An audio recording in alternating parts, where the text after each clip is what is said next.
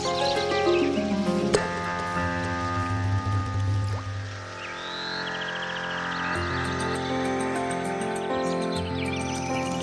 Everyone, welcome to अधिकारी study channel. आज हम जो टॉपिक लेने वाले हैं वो 11th क्लास की चैप्टर नंबर 2 का मिसलिनियस है। चैप्टर नंबर 2 यानी कि रिलेशन एंड फंक्शन। इसके पहले वीडियो में हमने शुरू के जो है 6 क्वेश्चन तक कंप्लीट कर लिए थे। अब हम आगे का करते हैं। तो सबसे पहले आते हैं हम क्वेश्चन नंबर 7 पे। क्वेश्चन नंबर 7 में कहा है, इसने कहा मान लीजिए f और g such set R to R क्रमशः fx की वैल्यू दी हुई है हमें x+1 और gx की वैल्यू दी हुई है हमें 2x-3। हमसे क्या पूछा है? हमसे 3 चीज पूछी है। फर्स्ट इसने कहा है f प्लस जी मीन्स f प्लस जी एक्स। ठीक है, f प्लस जी एक्स यानी इसे हम कह सकते हैं fx प्लस जी एक्स। fx दे रखा है x+1 प्लस gx दिया हुआ है 2x-3। आपको करना क्या है, x वाले अलग जोड़ेंगे और संख्या अलग जोड़ देंगे। x में 2x जुड़ जाएगा, 3x आ जाएगा। 1 प्लस का है, 3 माइनस का है, घट के आ गया आपका -2। एक आंसर याद। नेक्स्ट इसके बाद हम चलते हैं दूसरा कहा है इसने हमें f माइनस जी एक्स यानी हो गया fx माइनस जी एक्स। fx x+1 माइनस जी एक्स 2x-3। x+1 ब्रैकेट खोल देंगे तो ये 4 और 1 सॉरी 3 और 1 4 माइनस x। इसके बाद थर्ड में कहा है इसने f अपॉन जी एक्स मीन्स fx अपॉन जी एक्स। ये ध्यान रखेंगे, ये तभी पॉसिबल होगा जब ये gx की वैल्यू 0 ना हो, यानी कि gx is not equal to 0। और यहां पे हमारे पास gx 0 नहीं है। fx की जगह fx की वैल्यू x+1 अपॉन gx की जगह gx की वैल्यू 2x-3। क्लियर? चलते हैं नेक्स्ट क्वेश्चन पे। Question number 8। क्वेश्चन नंबर 8 में इसने कहा है मान लीजिए f एक फंक्शन है जिसमें 1 1 2 3 0 -1 -1 -3 z से z में फंक्शन है और उसमें दे रखा है इसने fx is equal to ax plus b द्वारा परिभाषित है। ये ध्यान रखेंगे, f हमें एक फंक्शन दिया हुआ है जिसमें ये एलिमेंट है और fx दे रखा है ax प्लस b। तो आपको पता है जब हम फंक्शन करते हैं तो उसमें जो पहले वाला पॉइंट होता है ये हमारा डोमेन होता है और बाद वाला जो पॉइंट होता है, बाद वाला जो नंबर होता है वो रेंज होता है।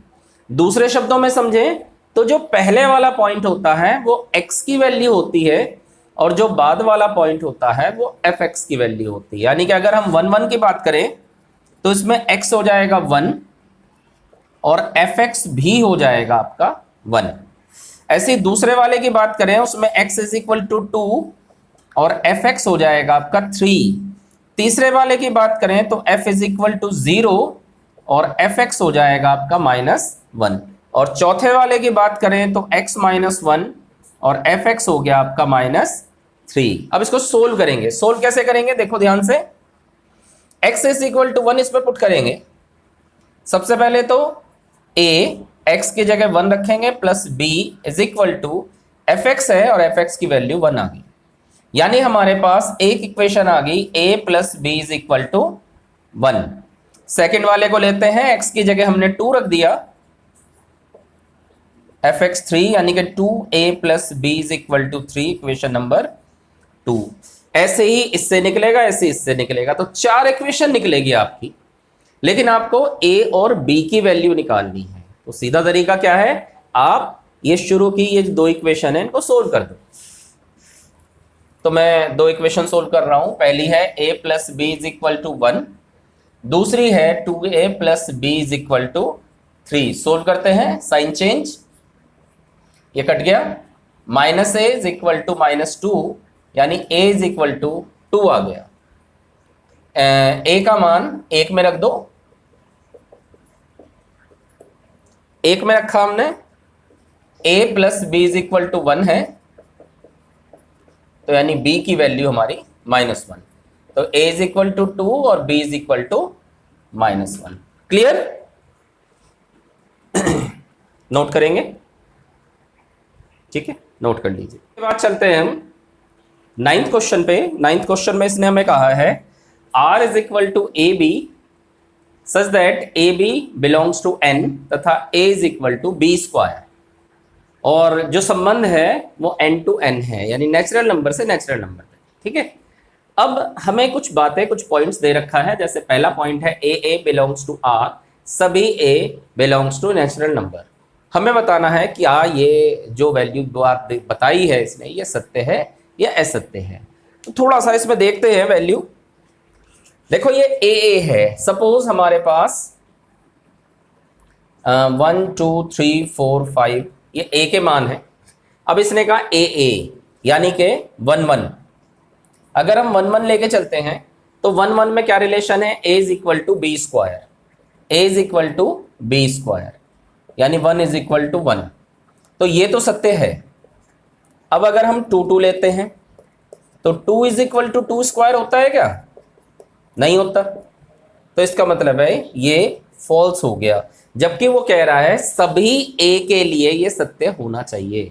तो केवल 1 1 पे ही सत्य है, लेकिन जैसे ही हमने 2 2 लिया असत्य हो गया। आप 3 3 लोगे उस पर भी असत्य हो जाएगा। ठीक है, फिर आते हैं हम सेकंड पे, समझ लेंगे बहुत अच्छी तरह से। देखो a कहा है, a का मतलब है आपको दोनों मान बराबर रखने हैं और उनमें ये रिलेशन होना चाहिए a बराबर बी स्क्वायर। ठीक है, सेकंड में क्या कह रहा है, सेकंड में कह रहा है A B belongs to R का तात्पर्य है B A belongs to R. अब इसके लिए देखते हैं, देखो ए बी कहा है इसने, ए बी मतलब दो अलग अलग वैल्यू हैं। अब ए बी हमें ऐसा लेना है जो इस बात को संतुष्ट करे। तो कैसे करेगा, हमने मान लिया a बराबर 4 और b बराबर 2 है। ठीक है, तो यहाँ पे क्या था, यहाँ पे था हमारे पास a बराबर बी स्क्वायर, यानी 4 बराबर 2 का वर्ग। बिल्कुल सत्य है ये। ठीक है, लेकिन इसको फिर पलटना पड़ेगा, बी ए देखना पड़ेगा, यानी कि 2 4, ये तो हो गया 4 2, तो 4 बराबर 2 स्क्वायर। लेकिन क्या 2 बराबर 4 स्क्वायर है? नहीं है, 2 बराबर 4 स्क्वायर नहीं है। तो इसका मतलब है ये पहले पॉइंट के लिए तो सत्य है, इसका मतलब कंप्लीट के लिए ये असत्य है। तो ये भी फॉल्स हो गया और आपका ये भी फॉल्स हो गया। यहाँ ट्रू लिखने की जरूरत नहीं है, नहीं तो कंफ्यूज हो जाओगे आप कि सत्य निकाला कि असत्य निकाला। हमने पहले 1 1 रख के देखा, इस पर बात सही आ गई। तो सबके लिए सही होना चाहिए, लेकिन इसके लिए गलत हो गया, तो इसका मतलब है कंप्लीट के लिए ये गलत है, फॉल्स है। ऐसे ही हमने 4 2 रखा तो एक पार्ट तो आ गया सही, लेकिन जैसे उसे पलटा वो फॉल्स है, यानी B A does not belongs to R है, लेकिन ये B A belongs to R बता रहा है, तो इसका मतलब है ये फॉल्स है। अब हम तीसरा पॉइंट लेके चलते हैं। तीसरे पॉइंट में देखते हैं क्या कहा इसने। इसने कहा A B belongs to R, इसी के हिसाब से B C belongs to R, उसी के हिसाब से A C belongs to R है। तो चेक करते हैं। सबसे पहले ये वाला पॉइंट लेते हैं। हमने मान लिया a बराबर 16 और b बराबर 4। आप कहोगे आप ऐसे ही मान क्यों रख रहे हो अपने हिसाब से, ऐसे ही 16 और 4 ही क्यों माना?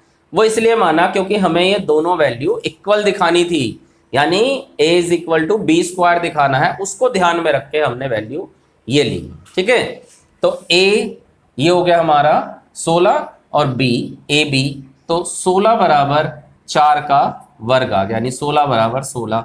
तो ये बात हमारी सही हो गई। अब हम दूसरे नंबर पे लेते हैं आपकी बात, क्योंकि हमारे पे बी 4 है, हमने सी 2 ले लिया, तो 4 बराबर 2 का वर्ग यानी 4 बराबर 4, ये भी बात सही आ गई। फिर हम तीसरी कंडीशन पे आते हैं। तीसरी कंडीशन ए हमारा 16 है और बी हमारा सी क्या है 2, तो क्या 16 2 का वर्ग होगा? नहीं होगा, यानी ये वाली बात ये सेटिस्फाइड नहीं करता। और क्योंकि तीनों बात सेटिस्फाइड एक साथ नहीं हो रही है, तो ये वाली वैल्यू भी फॉल्स होगी। चलते हैं हम क्वेश्चन नंबर 10 पे। क्वेश्चन नंबर 10 में उसने कहा है कि मान लीजिए a बराबर है 1 2 3 4, फिर b कहा उसने b इज इक्वल टू 1 5 9 11 15 16, और एक फंक्शन दिया हुआ है इन दोनों का मिला के 1 5 2 9, फिर 3 1 4 5 2 11। हमसे कहा है कि क्या निम्नलिखित कथन सत्य है? पहली बात, f a से b में एक संबंध है। याद कीजिए संबंध में क्या बताया था मैंने, रिलेशन में आपको ये बताया था जो पहले वाला पॉइंट होता है ये डोमेन के लिए होता है, बाद वाला पॉइंट रेंज के लिए होता है। तो ये जो डोमेन है इसका पहला एलिमेंट पहले इसमें होना चाहिए, यानी कि पहला एलिमेंट जो है वो ए में होना चाहिए और दूसरा एलिमेंट जो है वो बी में होना चाहिए। चेक करते हैं, एफ का पहला एलिमेंट देखो 1 2 3 4 2, तो 1 पहले में है, 2 पहले में है, 3 पहले में है, 4 पहले में है और 2 भी पहले में है। तो f का पहला एलिमेंट a में है, तथा दूसरा एलिमेंट, अब आप दूसरा एलिमेंट चेक करें, दूसरा एलिमेंट देखिए 5 b में है, 9 b में है, 1 b में है, 5 b में है और 11 भी b में है। दूसरा एलिमेंट b में है, अतः यह संबंध है, रिलेशन है। ठीक है, तो पहला पॉइंट तो हमारा यही बात कही थी, यानी कि ट्रू है, सत्य है। अब सेकंड पे आते हैं। सेकंड में क्या कह रहा है? वो सेकंड में कह रहा है कि f जो है वो a से b में एक फलन है। f जो है वो a से b में एक फलन है। संबंध के लिए क्या बात थी समझ लेते हैं थोड़ा सा। संबंध में बात थी जो पहला एलिमेंट है वो पहले वाले में होगा, दूसरा एलिमेंट दूसरे वाले में होगा। लेकिन फलन में एक बात कही थी कि पहला एलिमेंट सेम नहीं होना चाहिए। फलन की क्या कंडीशन है? फलन के अनुसार पहला एलिमेंट सेम नहीं होना चाहिए। आप देखिए, एक तो आपके पास 2 9 है, 2 11 है, यानी 2 के 9 और 11 दो इमेज बन रही है। ऐसा नहीं होना चाहिए। किसमें नहीं होना चाहिए? फलन में ऐसा नहीं होना चाहिए।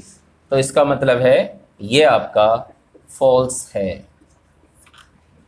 क्लियर? समझ में आ गया रिलेशन और फंक्शन में क्या डिफरेंस हो गया।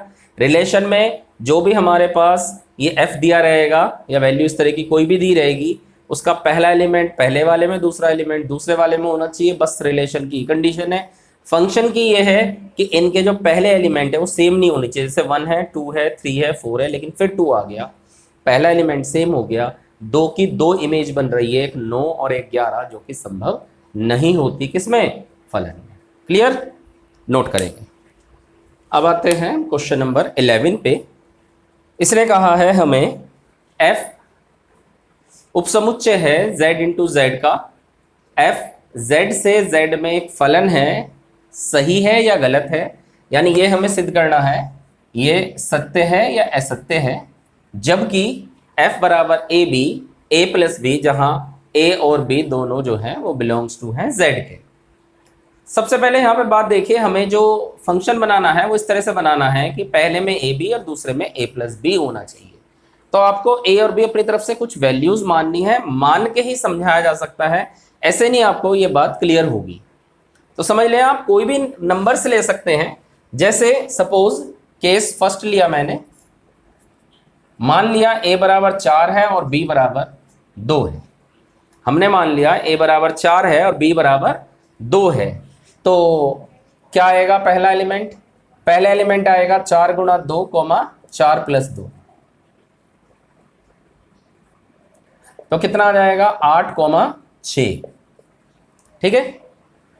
और दूसरे की बात करें, यानी कि अगर हम केस सेकंड की बात करें, अब की बार हमने a बराबर 8 मान लिया और b बराबर 1 मान लिया, तो f2 बराबर कितना आ जाएगा 8 गुणा 1 और 8 प्लस 1, यानी 8 और 9। आप कहोगे ऐसा क्यों ले रहे हैं? ऐसा इसलिए ले रहे हैं कि इसमें बहुत सारे a और b की वैल्यू रख सकते हैं, एग्जाम्पल बहुत हो सकते हैं, लेकिन मुझे केवल ये शो करके दिखाना था आपको कि शुरू की वैल्यू सेम होने पर भी बाद की वैल्यू अलग अलग पॉसिबल है।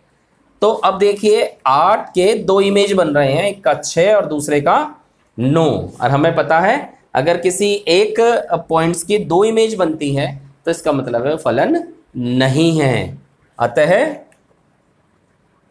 यह फलन नहीं है। आप एग्जाम्पल कुछ भी मान के दिखा सकते हैं। ठीक है, क्लियर।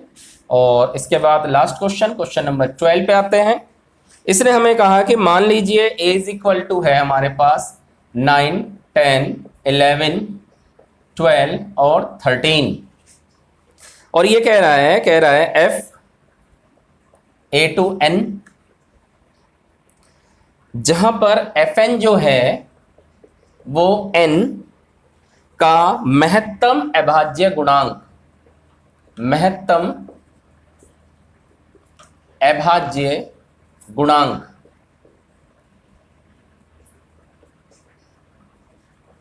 हाईएस्ट प्राइम फैक्टर, ये कह रहा है कि n जो है वो हाईएस्ट प्राइम फैक्टर है। अब कैसे, वो समझ लेते हैं। a to n कह रहा है, यानी कि जो इसकी डोमेन है वो तो a के मतलब से आएगी और जो रेंज है वो n के अकॉर्डिंग आएगी। कैसे? सपोज कि हमने a की वैल्यू पहले 9 ले ली, यानी डोमेन जो है हमने वो 9 पुट करके देख लिया, तो जब आप 9 रखेंगे तो fn, यानी कि ये जो कंडीशन आएगी, ठीक है, क्या दे रखा था इसने? दे रखा था हमें कि fn f द्वारा परिभाषित है। ठीक है, तो n के वैल्यू, n का महत्तम, यानी n हमें ये रखना है ना, तो n बराबर 9 लिया हमने, पहला एलिमेंट ले लिया n की जगह 9। अब fn क्या आएगा समझ लेते हैं। fn क्या आएगा? fn वो क्या कह रहा है हमें, जैसे हम करते थे ना, x की वैल्यू डोमेन होती थी और fx जो है वो रेंज होती थी, उसी के हिसाब से n अगर हमने 9 लिया और fn इज इक्वल टू, अब ये क्या आएगा वो देख लेते हैं हम। 9 के फैक्टर कर लो आप, 2 फैक्टर आ गए, 3 3, हमें इसमें महत्तम लेना है तो यानी कि 3 ही आ गए। ठीक है, अब हम n बराबर 10 लेते हैं, तो 10 के फैक्टर कर देते हैं, इसके 2 फैक्टर आ गए, 2 और 5, महत्तम कौन सा हो गया? महत्तम हो गया आपका 5। फिर हमने n बराबर 11 ले लिया, 11 का तो एक ही आएगा भाई, 11 करोगे तो 11 से कटेगा, यानी कि एक ही आ गया 11, तो fn बराबर 11। फिर हमने n की जगह 12 लिया, 12 के फैक्टर कर देते हैं, 2 छिक 12, 2 तिया 6, 3 एकम 3, तो fn कितना आ गया? 3। ऐसे ही हमने 13 लिया, n बराबर अब की बार 13 ले लिया, 13 का एक ही फैक्टर आएगा, यानी fn बराबर 13 ही आ गया। हमसे पूछा क्या था? हमसे पूछा था कि आप जो है f का परिसर बताइए, यानी कि रेंज बताइए, रेंज। और रेंज हमें पता है, रेंज ये बाद वाली यानी fn वाली वैल्यू होती है, तो